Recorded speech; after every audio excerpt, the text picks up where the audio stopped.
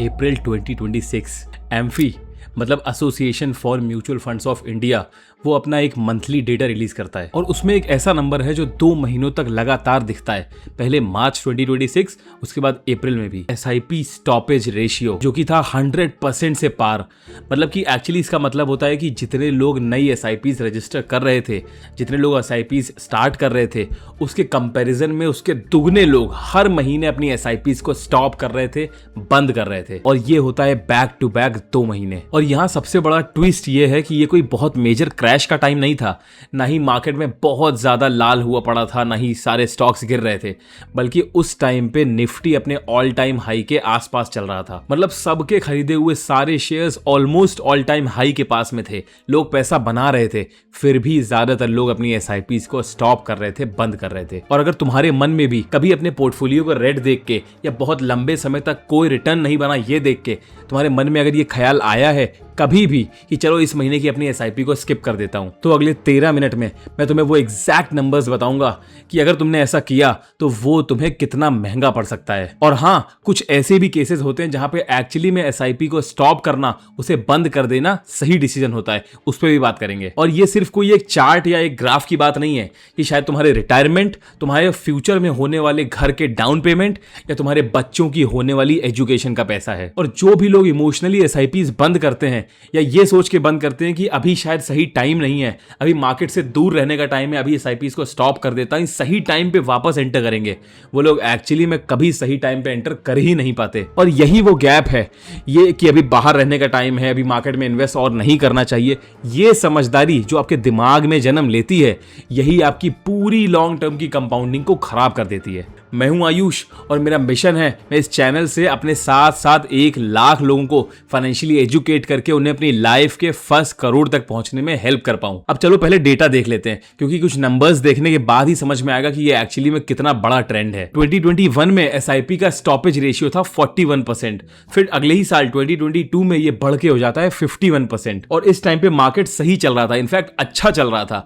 और फिर 3 साल बाद आता है फरवरी 2025, यहां पे आके चीजें थोड़ा सीरियस हो जाती हैं। फरवरी 2025 तक आते आते ये रेशियो पहुंच जाता है 122%, फिर अगले महीने मार्च में 128% और फिर अप्रैल में 297%।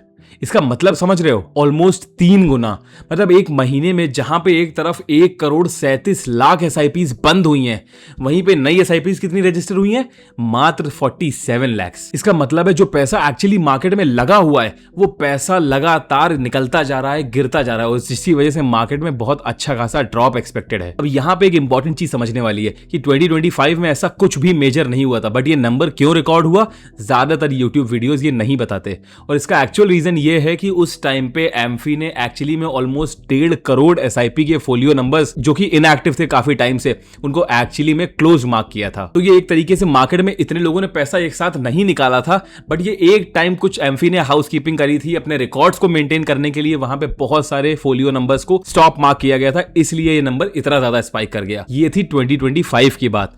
बट अगर 2026 की बात करें तो यहां पे डिटेल्स पूरी अलग हो चुकी थी, और वो इसलिए क्योंकि मार्च और अप्रैल 2026 में ये डेटा वापस से 100% के पार हो जाता है। मतलब जितने लोग नई एसआईपीज रजिस्टर कर रहे हैं उसके मुकाबले उसके दुगने लोग एसआईपीज बंद कर रहे हैं। और इस बार ये किसी एम्फी के डेटा रिकंसिलिएशन या डेटा स्ट्रक्चरिंग की वजह से नहीं हुआ, ये एक्चुअली में इन्वेस्टर बिहेवियर था। और ये एक्चुअली में इस जगह पे लोग पैसे अपने विड्रॉ कर रहे थे, एसआईपीज को बंद कर रहे थे। अब सवाल ये है कि जो ये एक्चुअल इन्वेस्टर बिहेवियर की वजह से ज्यादातर लोग अपनी एसआईपीज को स्टॉप कर रहे थे, वो ऐसा क्यों कर रहे थे? इस क्वेश्चन का आंसर स्टार्ट होता है ऑलमोस्ट 1 साल पहले से, जहां पे कि अगर आप देखेंगे तो उस वक्त निफ्टी स्मॉल कैप 250 अपने पीक से 21% नीचे गिर चुका था, और मिड कैप इंडेक्स वो भी 17% नीचे जा चुका था। 70% से ज्यादा स्मॉल कैप और मिड कैप कंपनियां अपने 200 डेज मूविंग एवरेज से भी नीचे चली जा चुकी थी। मतलब 200 दिन लगातार लोएस्ट करेक्शन पे थी। और ये कोई वन टाइम फॉल या वन टाइम डिप नहीं था, ये एक सस्टेन्ड लॉन्ग करेक्शन था। और जब यही करेक्शन थोड़ा लंबे समय तक चलता है तो वो एक्चुअली में इन्वेस्टर्स का पेशेंस टेस्ट होता है। और ऐसे टाइम पे जहां पे एक तरफ लोग ये बोल रहे हैं कि आपको अपने एसआईपी स्टॉप कर देनी चाहिए, ये मार्केट में घुसने का सही टाइम नहीं है, यहाँ पे क्रैश लंबा चल सकता है, और शायद दूसरी साइड कुछ म्यूचुअल फंड मैनेजर्स ये भी बोल रहे हैं कि यही टाइम है जब आपको पैसा अपना इन्वेस्ट करना है, यही टाइम है जब आप लॉन्ग टर्म के लिए कंटिन्यू कर सकते हैं और अपनी यूनिट्स को बढ़ा सकते हैं। ऐसे दो ओपिनियंस जब मार्केट में होते हैं तो एक एवरेज इन्वेस्टर, एक रिटेल इन्वेस्टर बीच में फंस जाता है। और यही कंफ्यूजन, यही फियर, यही चीजें एसआईपी स्टॉपेज रेशियो को एक्चुअली में आगे बढ़ाती हैं। और एक्चुअली में अगर मैं हिस्ट्री को भी देखता हूं तो ये ऐसा पहली बार नहीं हुआ। यही सेम सिचुएशन 2007 और 8 के टाइम पे, जहां पे बहुत ज्यादा मार्केट क्रैश हो गया था एक इंटरनेशनल लीमैन ब्रदर क्राइसिस की वजह से। उस टाइम भी इन्वेस्टर्स का यही बिहेवियर देखने को मिला था, जहां पे एक्चुअली में इन्वेस्ट करने वाले लोगों से एक्चुअली में एसआईपीज और अपने अमाउंट को विड्रॉ करने वाले लोगों की संख्या बहुत ज्यादा थी। बट इसका रिजल्ट वो एक्चुअली में तब समझ में आता है जब आप लॉन्ग टर्म में आगे आके देखते हैं। जो लोग एक्चुअली में ऐसे टाइम में मार्केट में रुके रहते हैं वही आगे चल के अपनी लाइफ और अपनी एक्चुअली में फाइनेंशियल ट्रैजेक्टरी को चेंज कर पाते हैं। एक इंटरेस्टिंग डेटा पॉइंट जो शायद सारे नए इन्वेस्टर्स ने नोटिस किया होगा, मार्च 2020 कोविड के टाइम पे जब क्रैश आया था तो निफ्टी एक्चुअली में गिर के 7,500 तक पहुंच गया था। और उस पॉइंट से लेके आज 2026 में निफ्टी एक्चुअली में वहां से 24,000 के मार्क को क्रॉस कर चुका है, मतलब ऑलमोस्ट 3.5 गुना। तो जो लोग उस दौरान भी अपनी एसआईपी को कंटिन्यू करते रहे, उन्होंने वो लोएस्ट पॉइंट पे यूनिट्स खरीदे हैं और उन्हीं यूनिट्स को आज वो मोनेटाइज कर पा रहे हैं। वही यूनिट्स उन्हें सबसे ज्यादा रिटर्न्स दे रहे हैं। और जिन लोगों ने उस टाइम पैनिक सिचुएशन में आके अपने यूनिट्स को, अपने एसआईपीज को स्टॉप कर दिया था, अपने यूनिट्स को सेल कर दिया था, म्यूचुअल फंड्स विड्रॉ कर लिए थे ऐसे पैनिक के टाइम में, वो लोग कभी दोबारा मार्केट में एंटर कर ही नहीं पाए। और वो आज भी साइडलाइंस पे बैठ के राइट टाइम और राइट अपॉर्चुनिटी का वेट कर रहे हैं। लेकिन एक सेकंड रुकना, ये वीडियो का सबसे इंपॉर्टेंट पार्ट नहीं था, क्योंकि सवाल ये है कि लोग सब कुछ जानते हुए भी ये गलती करते क्यों हैं। आप मार्केट में जाओगे, किसी से भी पूछोगे, किसी ऐरे गहरे को भी पकड़ के पूछ लोगे, वो भी बता देगा कि जब क्रैश आता है तो वहां पे अपने एसआईपीज, अपने इन्वेस्टमेंट्स को स्टॉप नहीं करना चाहिए, अपने इन्वेस्टमेंट्स को कंटिन्यू करना चाहिए।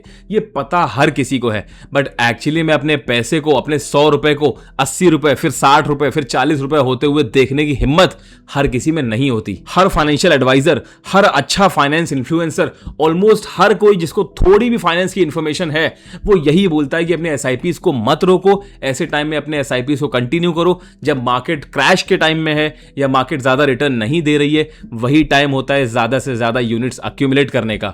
उस टाइम में अपने एसआईपीज को स्टॉप नहीं करना होता है। फिर भी लाखों की संख्या में लोग हर महीने, हर साल अपने एसआईपीज को ऐसे ही टाइम पे स्टॉप करते चले जाते हैं, बंद कर देते हैं और फिर वापस एंट्री नहीं कर पाते। और इसका एक साइकोलॉजिकल रीजन भी है, क्योंकि हमारा ब्रेन पैसे खोने को पैसे कमाने से 2 गुना ज्यादा तेजी से ये दर्द फील करता है। एक एवरेज इन्वेस्टर भले ही कितना भी समझदार क्यों ना बन ले, वो बातों में कितना ही लोगों को ये ना बता ले कि मैंने इतना प्रॉफिट कमाया, मुझे मालूम है कब इन्वेस्ट करना है, मुझे मालूम है राइट टाइम कब एंट्री होता है, कब एग्जिट होता है, एसआईपीज गिरते मार्केट में कंटिन्यू करना, ये सब उसको पता रहता है।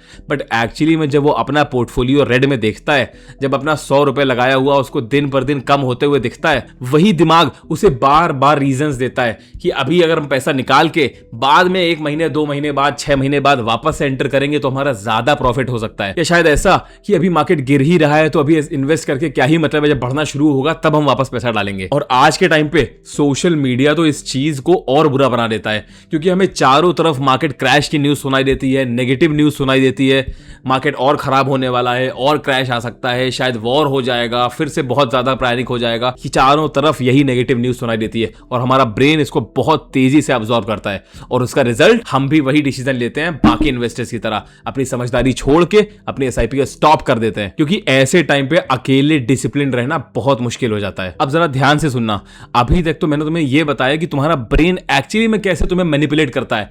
अगर तुम सही चीज जानते भी हो फिर भी वो तुम्हें मैनिपुलेट करके गलत डिसीजन लेने में मजबूर कर सकता है। लेकिन असली सवाल जो तुम्हारे मन में है वो एक्चुअली में ये है कि एसआईपी अगर हम स्टॉप कर भी देते हैं तो उससे नुकसान कितना होता है, मुझे नंबर्स में बताओ। तो चलो इसको भी एक सिंपल से इलस्ट्रेशन से समझ लेते हैं। लेट्स से 2 एवरेज इन्वेस्टर्स हैं, investor A and investor B, दोनों 10,000 रुपए हर मंथ में एसआईपीज में इन्वेस्ट कर रहे हैं। अब मार्केट गिरना शुरू होती है, एनएवी का प्राइस 100 रुपए से घट के 70 रुपए पे आ जाता है और ऐसा 6 से 8 महीनों तक कंटिन्यू रहता है और फिर वो प्राइस बढ़ के वापस 110 तक पहुंच जाता है। इन्वेस्टर ए जो शायद थोड़ा बुद्धू था वो रुका रहता है और 10,000 रुपए उस गिरते हुए मार्केट में भी वो 10,000 रुपए हर महीने कंटिन्यू डालता रहता है। अब इससे होता क्या है, उन 4, 6, 8 महीनों के लिए जब एनएवी का प्राइस 70 रुपए तक पहुंच गया था तो उसको उसी 10,000 रुपए में 142 यूनिट्स मिलते हैं, जबकि एक्चुअली में पहले जब एनएवी का प्राइस 100 रुपए था तो उसे उसी 10,000 रुपए में सिर्फ 100 यूनिट्स मिल रहे थे। फिर मार्केट जब अगले साल वापस से बूस्ट करके अपने सेम लेवल लेवल या उसके ऊपर पहुंचता है तो वही एक्स्ट्रा यूनिट जो उसने नीचे एक्यूमुलेट करी थी,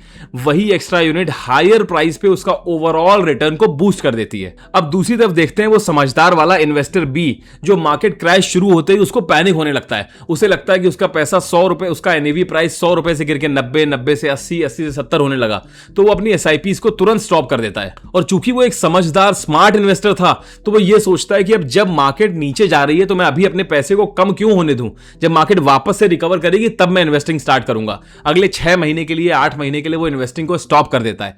फिर जब देखता है मार्केट में पॉजिटिव न्यूज आना स्टार्ट हो गई है, 6-8 महीने बाद मार्केट रिकवर होना स्टार्ट हो गई है, तब वो इन्वेस्टिंग करने का प्लान करता है। और वापस इन्वेस्टिंग स्टार्ट करते करते एनएवी का प्राइस वापस बढ़ के 95, 100 पहुंच जाता है। लेकिन यहां एक्चुअली में हुआ क्या, उसने वही 6 महीने जो सबसे सस्ते थे, जहां पे उसे वही 100 रुपए वाला सामान 70-60 रुपए तक में मिल रहा था, वो 6 महीने उसने एक्चुअली में पूरी तरह से अपनी इन्वेस्टिंग जर्नी से मिस कर दिए। अब लेकिन इससे एक्चुअली में डिफरेंस क्या आया, इन्वेस्टर ए जो शायद थोड़ा बुद्धू था, उसने नेगेटिव डाउन ट्रेंड्स में मार्केट नीचे जाते टाइम भी अपने इन्वेस्टिंग को कंटिन्यू रखा, जिसकी वजह से उसका ओवरऑल मार्केट का बाइंग प्राइस बहुत नीचे आ गया। और इन्वेस्टर बी जो कि ज्यादा समझदार और ज्यादा स्मार्ट था, वो एक्चुअली में वेट करता रहा जब मार्केट गिर रहा था, और जब मार्केट वापस रिकवर किया तब उसने इन्वेस्टिंग स्टार्ट करी, जिसकी वजह से उसको लो प्राइस पे यूनिट्स मिली ही नहीं और उसका एवरेज प्राइस इन्वेस्टर ए के कंपैरिजन में काफी ज्यादा रहा। और यही है पूरी की पूरी एसआईपी की फिलॉसफी। फॉलिंग मार्केट मतलब मार्केट नेगेटिव हो, गिर रहा हो, उस टाइम अपनी एसआईपी को रोकना, मतलब जब तुमको वो 100 रुपए वाली चीज सबसे सस्ती मिल सकती थी,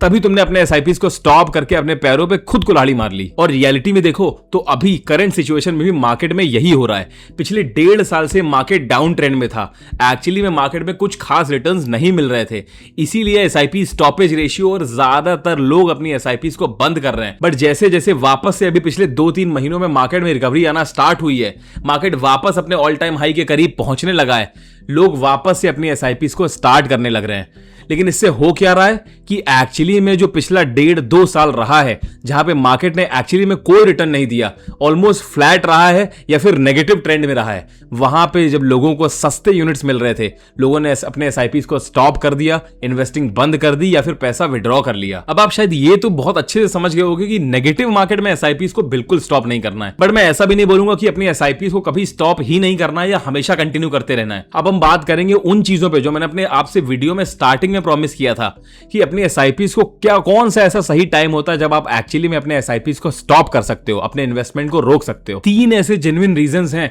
जिस टाइम पे एसआईपी को स्टॉप करना, पॉज करना या रिड्यूस करना सेंसिबल डिसीजन हो सकता है। Number 1, genuine financial emergency.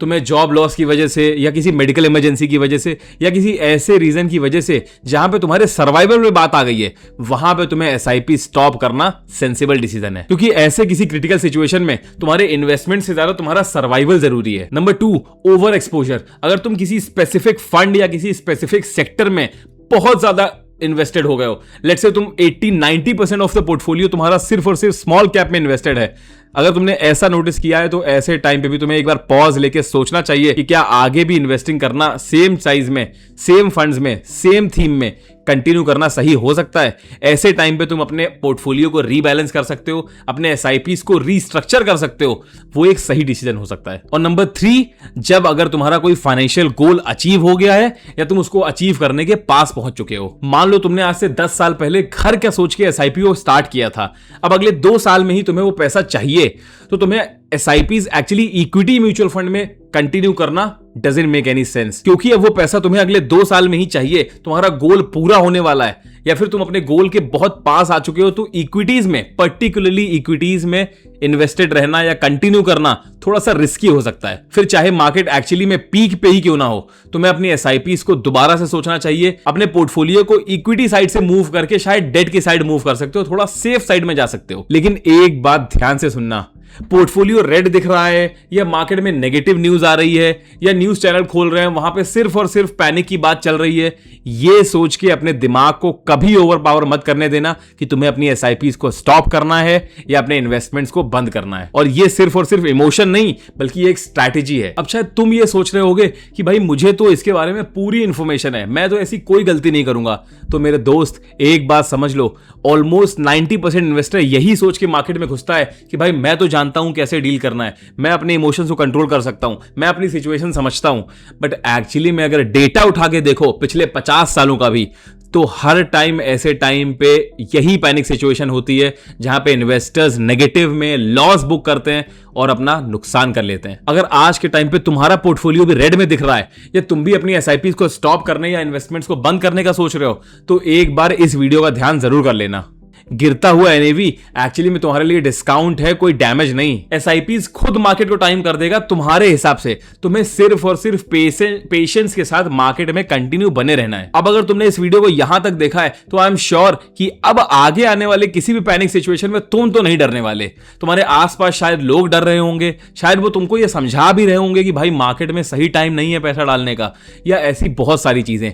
But I hope कि तुम अब उससे डरोगे नहीं और तुम अपने एसआईपीज को नेगेटिव टाइम में भी कंटिन्यू करोगे और एक स्ट्रेटेजिक अप्रोच के साथ लॉन्ग टर्म के लिए मार्केट में बने रहोगे। अब अगर तुमने ये पूरा वीडियो देखा है तो आई एम श्योर कि तुम्हें कुछ ना कुछ सीखने को जरूर मिला होगा, और जिसके लिए तुमने वीडियो को लाइक कर दिया होगा। चैनल को सब्सक्राइब कर देना, क्योंकि मैं ऐसे ही इंपॉर्टेंट हेल्पफुल वीडियोस हर हफ्ते लाते रहता हूं।